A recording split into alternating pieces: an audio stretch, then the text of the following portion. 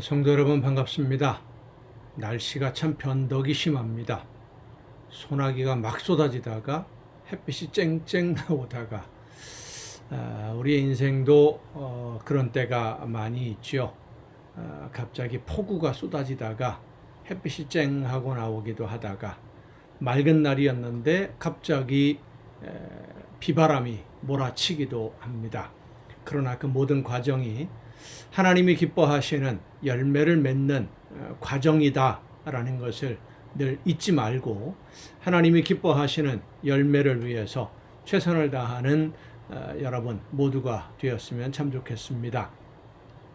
오늘 우리가 함께 은혜를 나눌 본문 말씀 신약성경 마태복음 13장 44절부터 46절까지에 있는 말씀, 마태복음 13장 44절부터 46절 말씀 봉독합니다. 천국은 마치 밭에 감추인 보화와 같으니 사람이 이를 발견한 후 숨겨두고 기뻐하며 돌아가서 자기의 소유를 다 팔아 그 밭을 사느니라. 또 천국은 마치 좋은 진주를 구하는 장사와 같으니 극히 값진 진주 하나를 발견하며 가서 자기의 소유를 다 팔아 그 진주를 사느니라. 아멘. 여러분에게 있어서 가장 중요한 그리고 가장 소중한 값진 보물은 무엇입니까? 여러분의 모든 삶에 있어서 여러분의 모든 것을 다 통틀어서 이것만은 없어지면 안 된다 라고 생각하는 그 보물, 가장 소중한 것, 그리고 가장 귀한 것은 과연 무엇입니까? 오늘 예수님의 비유는 나에게 있는 보물이 무엇인가, 그리고 어떤 것을 정말로 소중하게 여겨야 하는가, 무엇을 위해서 우리가 목숨을 걸어야 되느냐 하는 것을 다시 한번 생각하게 해주시는 그런 말씀입니다. 혹시라도 내가 가장 중요하다고 소중하다고 그리고 귀하고 값진 것이라고 여기고 있던 보물이 사실은 아무 쓸모없는 무의미한 무가치한 것이라는 것을 나중에서야 알게 된다면 그 충격은 이루 말할 수가 없겠지요. 그래서 예수님이 말씀하십니다. 천국은 마치 보물과 같다. 이 세상의 모든 것을 다 주고서라도 구할 수만 있다면 모든 것을 포기할 정도로 그렇게 값지고 중요하고 값어치가 있고 귀중한 그것이 바로 하나님의 나라, 영원한 생명이다라는 겁니다. 왜 천국이 이렇게도 값진 보물이냐? 영원한 생명이기 때문입니다. 사람이 온 천하를 얻고도 제 목숨을 잃으면 무엇이 유익하겠느냐? 예수님이 말씀하신 것처럼 오늘 우리에게 있어서 가장 소중한 것은 우리의 생명입니다. 이 세상에서의 생명도 소중하지만 영원한 생명, 하나님의 나라에서 하나님과 함께 영원한 평안과 기쁨을 누리는 그 영원한 생명이야 뭐 이루 말할 수가 없겠지요. 하나님의 나라에서의 영원한 기쁨이 아니면 지옥불에 던져지는 영원한 고통일 수밖에 없는데 이보다 더 소중한 것이 어디 있겠습니까? 하나님의 나라에서 하나님과 함께 할 수만 있다고 한다면 이 세상에 그 무엇인들 아까운 것이 있을 수 있겠습니까? 이 세상에 우리가 가지고 있는 모든 것을 다 희생해서라도 모든 것을 다 해서라도 얻을 수만 있다면 영원한 하나님의 나라 천국 누구라도 아낌없이 희생할 것입니다. 그런데 이 영원한 생명을 하나님이 우리에게 선물로 주셨습니다. 아무 조건도 없이. 문제는 거저받은 이 선물을 그리 소중하다고 여기지 않는 사람들이 많다는 겁니다. 소중하게 여기지 않고 있기 때문에 소홀히 여기고 버리는 사람도 있고 처음부터 받지 않는 사람도 있고 때로는 이 세상에 있는 그 어떤 것을 얻기 위해서 이 영원한 하나님의 나라를 포기해버리는 어리석은 사람들도 많이 있습니다. 여러분은 어떻습니까? 여러분은 하나님이 주신 이 선물이 가장 소중한 선물이라고 정말로 믿으십니까? 그렇게 믿고 간직하고 그렇게 지켜나가고 계십니까? 하나님이 주신 이 선물, 영원한 생명이 가장 소중하고 가장 귀한 것이라고 한다면 더 이상 필요한 것이 없는 거예요. 이 세상의 다른 조건들 뭐가 더 필요하겠습니까?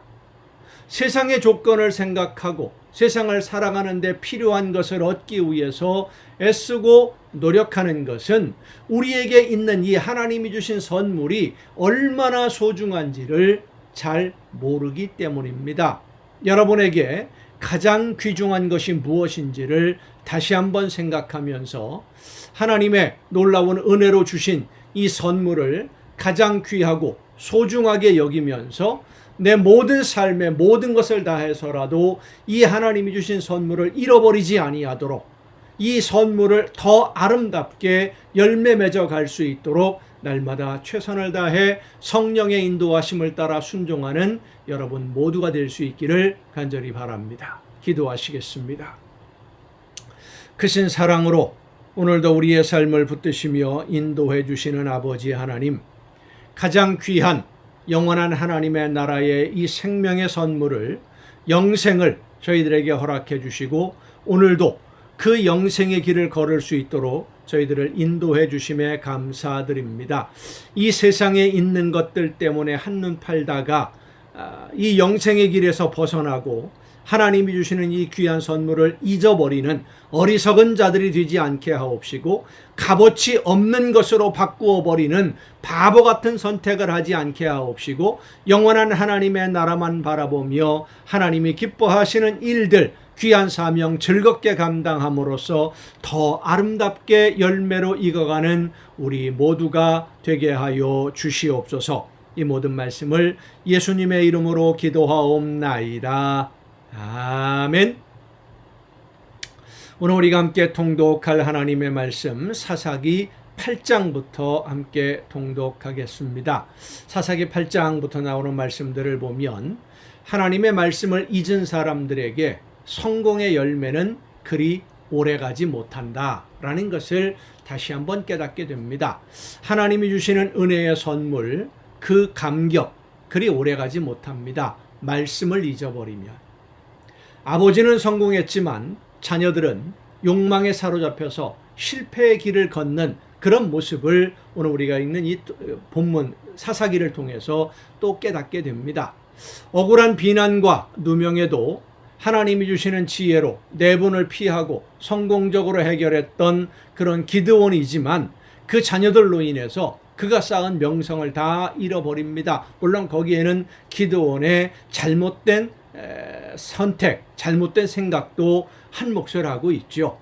자신의 이름을 기념으로 남기려는 행동이 자기 발목을 잡았고, 자기의 업적과 공적에 대해서 보상을 받아도 된다라고 하는 보상 심리가 결국은 가정의 분란으로 이어지게 됩니다. 기드온이 하나님의 말씀에 절대적으로 순종함으로써 위대한 승리는 거두었지만 그의 말년은 그리 아름답지 못했습니다. 여러분, 마지막이 참 중요합니다. 마무리가 중요합니다. 오늘날에도 보면 평소에 많은 성도들에게 존경받던 종교 지도자들, 교계의 지도자들이 마지막 모습이 그리 자랑스럽지 못한 모습으로 남겨지는 경우가 종종 있습니다. 노욕이라고 그러지요. 나이가 많아져서 욕심을 내면 참 추하고 부끄러운 모습으로 남게 되는데, 그럼 지금까지 하나님의 말씀을 따라 순종하고 헌신하며 희생했던 그 모든 삶이 뭐가 되겠습니까? 그거에 대한 보상을 이 세상에서 받으려고 하는 어리석은 선택인 것이죠. 마지막 순간까지, 그리고 이 세상을 떠난 후에도 그 이름이 보존되고 존경받을 수 있도록 우리의 삶을 날마다 마지막 순간까지 돌아보아야 될 줄로 믿습니다. 자, 사사기 8장부터 함께 통독하겠습니다. 에브라임 사람들이 기드온에게 이르되 내가 미디안과 싸우러 갈 때에 우리를 부르지 아니하였으니 우리를 이같이 대접하면 어찌 됨이냐 하고 그와 크게 다투는지라. 부를 때는 안 오더니 일이 다 끝나고 나니까 그 공적을, 업적을 함께 나누어 갖고자 괜히 시비를 붙는 거지요. 기드온이 그들에게 이르되 내가 이제 행한 일이 너희가 한 것에 비교되겠느냐. 에브라임의 끝물 포도가 아비에셀의 만물 포도보다 낫지 아니하냐. 하나님이 미디안의 방백 오렙과 스앱을 너희 손에 넘겨주셨으니 내가 한 일이 어찌 능히 너희가 한 것과 비교되겠느냐 하니라. 기드온이 이 말을 하매 그때에 그들의 노여움이 풀리니라. 이 지파별로 결속이 안 되고 단합이 안 되다 보니까 서로 네가 잘났니 내가 잘났니, 내가 많이 했니 네가 많이 했니, 공적 자랑을 하고 서로 우쭐대느라고 이런 갈등들이 자꾸만 생긴 겁니다. 기드온과 그와 함께 앉아 300명이 요단강에 이르러 건너고 비록 피곤하나 추격하며 그가 숫곳 사람들에게 이르되 나를 따르는 백성이 피곤하니 청하건대 그들에게 떡덩이를 주라. 나는 미디안의 왕들인 세바와 살문나의 뒤를 추격하고 있노라 하니 숫곳의 방백들이 이르되 세바와 살문나의 손이 지금 내 손 안에 있다는 거냐. 어찌 우리가 네 군대에게 떡을 주겠느냐 하는지라. 나중에 그러다가 그들에게 보복을 당하면 누가 책임져 줄 건데, 이런 말이죠. 현실적인 어떤 판단, 현실적인 선택을 이 사람들은 한 겁니다. 그들이 보지 못한 것이 무엇일까요? 하나님이 누구와 함께 하느냐, 그것을 보지 못한 겁니다. 어리석은 선택이죠. 기드온이 이르되 그러면 여호와께서 세바와 살문나를 내 손에 넘겨주신 후에 내가 들 가시와 찔레로 너희 살을 찢으리라 하고 거기서 분우엘로 올라가서 그들에게도 그같이 구한즉 분우엘 사람들의 대답도 숫곳 사람들의 대답과 같은지라. 기브온이 또 분우엘 사람들에게 말하여 이르되 내가 평안히 돌아올 때에 이 망대를 헐리라 하니라. 이때에 세바와 살문나가 갈골에 있는 동방 사람의 모든 군대 중에 칼든 자 12만 명이 죽었고 그 남은 15,000명가량은 그들을 따라와서 거기에 있더라. 기드온의 용사는 300명, 미디안의 대적은 15,000명입니다. 누가 이기겠습니까? 숫자적으로 세상적인 판단으로 볼 때는 뻔한 싸움이지만은 하나님이 누구 편이냐에 따라서 달라지는 겁니다. 적군이 안심하고 있는 중에 기드온이 노바와 욕부하 동쪽 장막에 거주하는 자의 길로 올라가서 그 적진을 치니 세바와 살문나가 도망하는지라. 기드온이 그들의 뒤를 추격하여 미디안의 두 왕 세바와 살문나를 사로잡고 그 온 진영을 격파하니라. 요아스의 아들 기드온이 헤레스 비탈 전쟁에서 돌아오다가 숫곳 사람 중 한 소년을 잡아 그를 신문하매 그가 숫곳의 방백들과 장로들 77명을 그에게 적어준지라. 기드온이 숫곳 사람들에게 이르러 말하되 너희가 전에 나를 희롱하여 이르기를 세바와 살문나의 손이 지금 내 손에 있다는 거냐. 어찌 우리가 내 피곤한 사람들에게 떡을 주겠느냐 한 그 세바와 살문나를 보라 하고 그 성읍의 장로들을 붙잡아 들가시와 찔레로 숫곳 사람들을 징벌하고 분우엘 망대를 헐며 그 성읍 사람들을 죽이니라.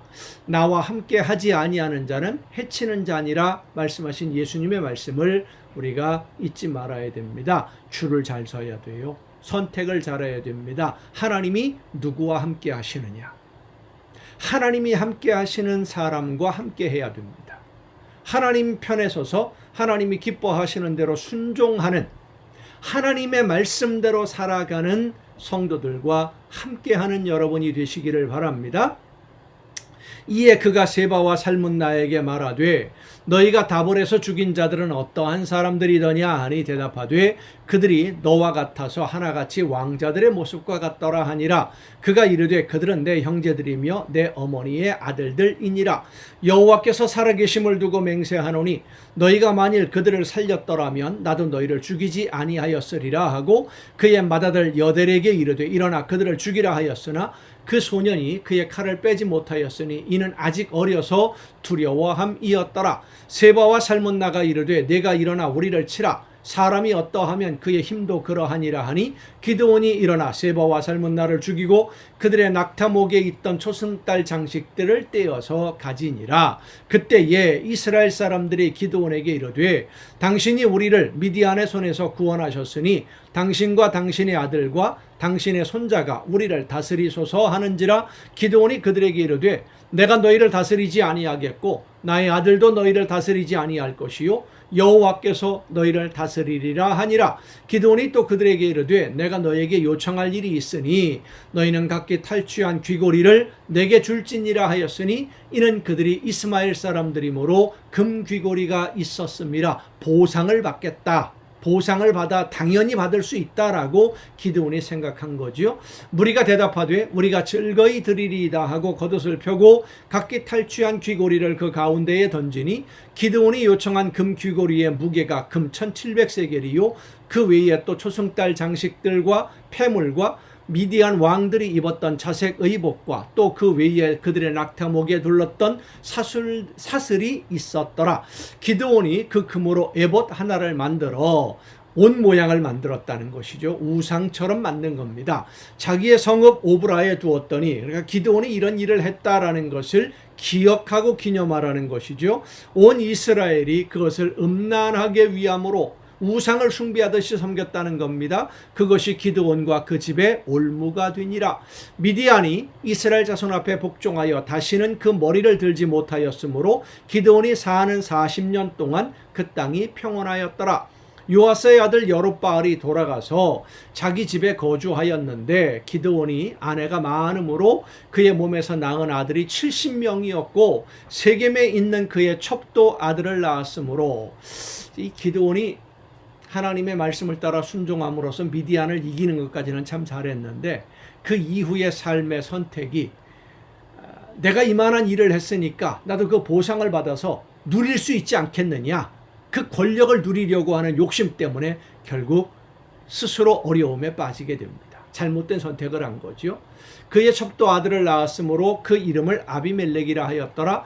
요아스의 아들 기드온이 나이가 많아 죽음에 아비에셀 사람의 오브라에 있는 그의 아버지 요아스의 묘실에 장사되었더라. 기드온이 이미 죽음에 이스라엘 자손이 돌아서서 바알들을 따라가 음행하였으며 또 바알브릿을 자기들의 신으로 삼고 이스라엘 자손이 주위의 모든 원수들의 손에서 자기들을 건져내신 여호와 자기들의 하나님을 기억하지 아니하며 또 여룹바알이라 하는 기드온이 이스라엘에 베푼 모든 은혜를 따라 그의 집을 후대하지도 아니하였더라. 시간이 지나가면 잊어버리는 거예요. 왜? 믿음이 없으니까. 하나님의 말씀으로 인도함을 받지 않으려고 하니까. 9장입니다. 여룹바알의 아들, 그러니까 기드온의 아들입니다. 여룹바알의 아들 아비멜렉이 세겜에 가서 그의 어머니의 형제에게 이르러 그들과 그의 외조부의 집에 온 가족에게 말하여 이르되 청하노니 너희는 세겜의 모든 사람들의 귀에 말하라. 여룹바알의 아들 70명이 다 너희를 다스림과 한 사람이 너희를 다스림이 어느 것이 너희에게 나으냐, 또 나는 너희와 고륙임을 기억하라 하니 기드온의 자녀들이 다스린다고 하지 않았거든요. 그런데 이 아비멜렉이 결국은 자기 아버지 기드온의 뒤를 이어서 권력을 장악하겠다고 가고 싶은, 그리고 이제 첩의 아들이다 보니까 소외된 것에 대한 반항심 그리고 보복심, 여러 가지 감정들이 복합적으로 작용을 해서 이런 일을 벌이는 겁니다. 그의 어머니의 형제들이 그를 위하여 이 모든 말을 세겜의 모든 사람들의 귀에 말하며 그들의 마음이 아비멜렉에게로 기울어서 이르기를 그는 우리의 형제라 하고 바알브릿 신전에서 은 70개를 내어 그에게 주매 아비멜렉이 그것으로 방탕하고 경박한 사람들을 사서 자기를 따르게 하고 오브라에 있는 그의 아버지의 집으로 가서 여룹바알의 아들 곧 자기 형제 70명을 한 바위 위에서 죽였으되 모든 형제들을 다 죽이는 거예요. 다만 여룹바알의 막내 아들 요담은 스스로 숨었으므로 남으니라. 세겜의 모든 사람과 밀로 모든 족속이 모여서 세겜에 있는 상수리나무 기둥 곁에서 아비멜렉을 왕으로 삼으니라. 사람들이 요담에게 그 일을 알림해 요담이 그리심산 꼭대기로 가서 서서 그의 목소리를 높여 그들에게 외쳐 이르되 기드온의 남은 아들입니다. 도망간 아들. 세겜 사람들아 내 말을 들으라. 그리하여야 하나님이 너희의 말을 들으시리라. 하루는 나무들이 나가서 기름을 부어 자기들 위에 왕으로 삼으려 하여 감람나무에게 이르되 너는 우리 위에 왕이 되라 하매 감람나무가 그들에게 이르되 내게 있는 나의 기름은 하나님과 사람을 영화롭게 하나니 내가 어찌 그것을 버리고 가서 나무들 위에 우쭐대리요 한지라. 나무들이 또 무화과 나무에게 이르되 너는 와서 우리 위에 왕이 되라 하매 무화과 나무가 그들에게 이르되 나의 단 것과 나의 아름다운 열매를 내가 어찌 버리고 가서 나무들 위에 우쭐대리요 한지라. 나무들이 또 포도나무에게 이르되 너는 와서 우리 위에 왕이 되라 하매 포도나무가 그들에게 이르되 하나님과 사람을 기쁘게 하는 내 포도주를 내가 어찌 버리고 가서 나무들 위에 우쭐대리요 한지라. 이에 모든 나무가 가시나무에게 이르되 너는 와서 우리 위에 왕이 되라 하매 가시나무가 나무들에게 이르되 만일 너희가 참으로 내게 기름을 부어 너희 위에 왕으로 삼겠거든 와서 내 그늘에 피하라. 그리하지 아니하면 불이 가시나무에서 나와서 레바논의 백향목을 살을 것이니라 하였느니라. 이제 너희가 아비멜렉을 세워 왕으로 삼았으니 너에게 행한 것이 과연 진실하고 의로우냐? 이것이 여롯바알과 그의 집을 선대함이냐? 이것이 그의 손이 행한 대로 그에게 보답함이냐? 우리 아버지가 전에 죽음을 무릅쓰고 너희를 위하여 싸워 미디안의 손에서 너희를 건져내었거늘 너희가 오늘 일어나 우리 아버지의 집을 쳐서 그의 아들 70명을 한 바위 위에서 죽이고 그의 여종의 아들 아비멜렉이 너희 형제가 된다고 그를 세워 세겜 사람들 위에 왕으로 삼았도다. 만일 너희가 오늘 여롯바알과 그의 집을 대접한 것이 진실하고 의로운 일이면 너희가 아비멜렉으로 말미암아 기뻐할 것이요 아비멜렉도 너희로 말미암아 기뻐하려니와 그렇지 아니하면 아비멜렉에게서 불이 나와서 세겜 사람들과 밀로의 집을 살을 것이요 세겜 사람들과 밀로의 집에서도 불이 나와 아비멜렉을 살을 것이니라 하고 요담이 그의 형제 아비멜렉 앞에서 도망하여 피해서 부엘로 가서 거기에 거주하니라. 아비멜렉이 이스라엘을 다스린 지 3년에 하나님이 아비멜렉과 세겜 사람들 사이에 악한 영을 보내심에 세겜 사람들이 아비멜렉을 배반하였으니 악한 영, 갈등을 하게 만들고요 배반하게 만들고요 자기 욕심대로 상대방을 이용하게 만드는 마귀 사탄의 특징이죠. 오늘 우리 사회에 그런 사람들이 참 많습니다. 특히 정치를 하는 사람들 중에 악한 영에 사로잡힌 사람들입니다. 모두가 다 그들의 말을 듣고 따르는 사람들도 악한 영에 사로잡힌 어리석은 선택을 하는 사람들이고요. 정신 바짝 차려야 됩니다. 성령의 역사하심에 정신 바짝 차리고 하나님이 원하시는 뜻을 깨닫기 위해서 늘 기도하시기 바랍니다. 이는 여롯바알의 아들 70명에게 저지른 포악한 일을 갚되 그들을 죽여 피 흘린 죄를 그들의 형제 아비멜렉과 아비멜렉의 손을 도와 그 형제들을 죽이기에 한 세겜 사람들에게로 돌아가게 하심이라. 세겜 사람들이 산들의 꼭대기에 사람을 매복시켜 아비멜렉을 엿보게 하고 그 길로 지나는 모든 자를 다 강탈하게 하니 어떤 사람이 그것을 아비멜렉에게 알리니라.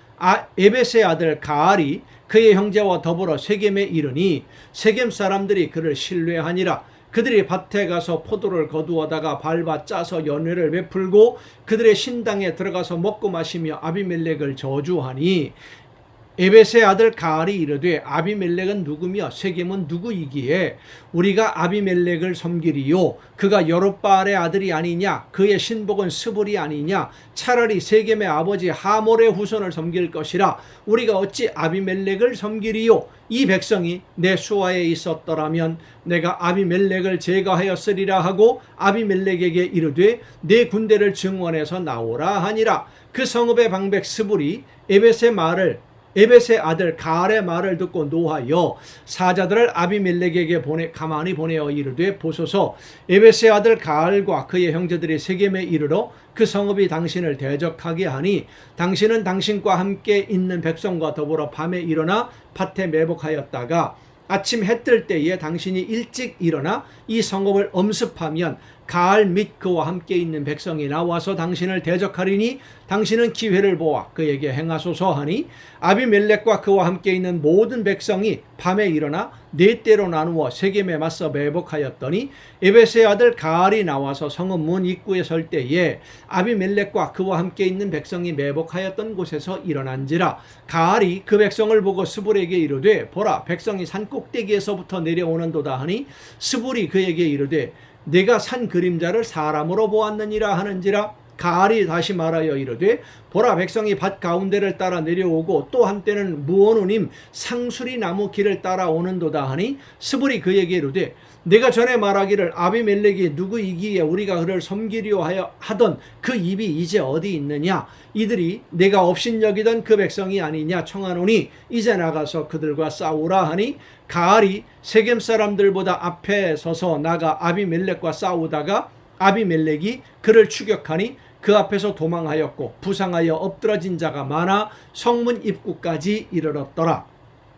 아비멜렉은 아루마에 거주하고 스불은 가알과 그의 형제들을 쫓아내어 세겜에 거주하지 못하게 하더니 이튿날 백성이 밭으로 나오매 사람들이 그것을 아비멜렉에게 알리니라.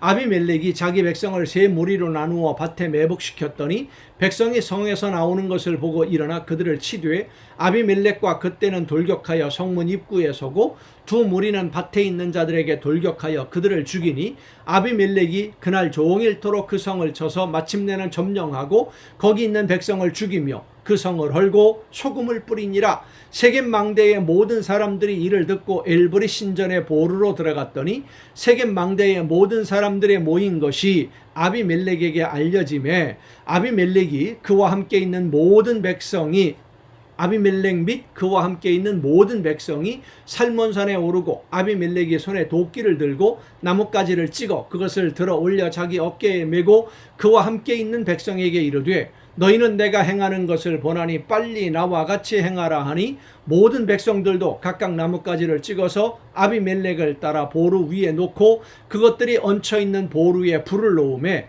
세겜 망대에 있는 사람들이 다 죽었으니 남녀가 약 1000명이었더라.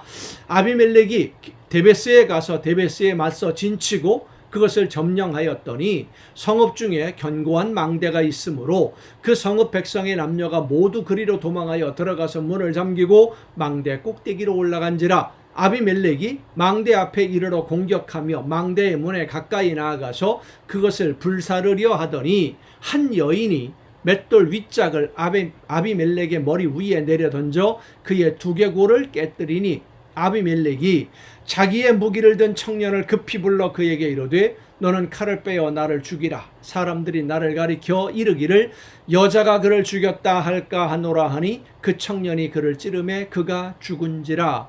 결국 다 같이 죽고 말았죠. 멸망당했죠. 세겜도 멸망당하고 아비멜렉도 죽고 욕심 따라 행동했기 때문에 욕심의 눈이 멀어서 이스라엘 사람들이 아비멜렉이 죽은 것을 보고 각각 자기 처소로 떠나갔더라. 아비멜렉이 그의 형제 70명을 죽여 자기 아버지에게 행한 악행을 하나님이 이같이 갚으셨고 또 세겜 사람들의 모든 악행을 하나님이 그들의 머리에 갚으셨으니 여롯바알의 아들 요담의 저주가 그들에게 응하니라. 아멘. 여러분 오늘도 수고 많으셨습니다. 내일 또 정한 이 시간에 이 가정 예배를 통해서 여러분 모두 함께 다시 만날 수 있기를 바랍니다. 내일 뵙겠습니다.